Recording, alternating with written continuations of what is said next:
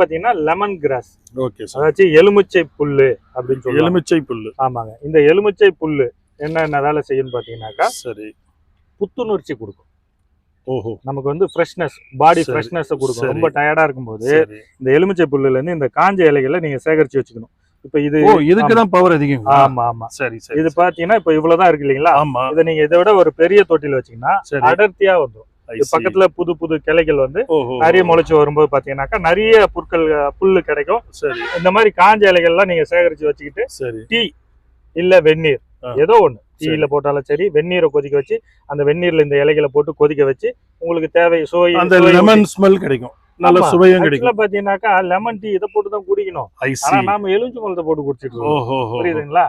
Lemon tea உங்களுக்கு பாடி freshness வேணும்னா இந்த லெமன் கிராஸ் போட்டு தான் குடிக்கணும். இத சுகர் உள்ளவங்க கூட சாப்பிடலாமா? சாப்பிடலாம். அது ஒன்றும் ப்ராப்ளம். இது வெறும் கஷாயம் தான். சுகர் உள்ளவங்க சர்க்கரை இல்லாம சாப்பிடணும். அவ்வளவுதான். சர்க்கரை இல்லாம சாப்பிட்டாங்கன்னா புளிப்பு தன்மை இருக்கும். அந்த டீ குடிக்கும் போது தண்ணியில கொதிக்க வச்சு குடிக்கும் போது புளிப்பு தன்மை இருக்கும். இதுவும் உங்களுக்கு வந்து ஜீரண சக்தி, வயிற்று கோளாறு, வயிற்று வலி இதையெல்லாம் சரி பண்ணுதுங்க. சரி.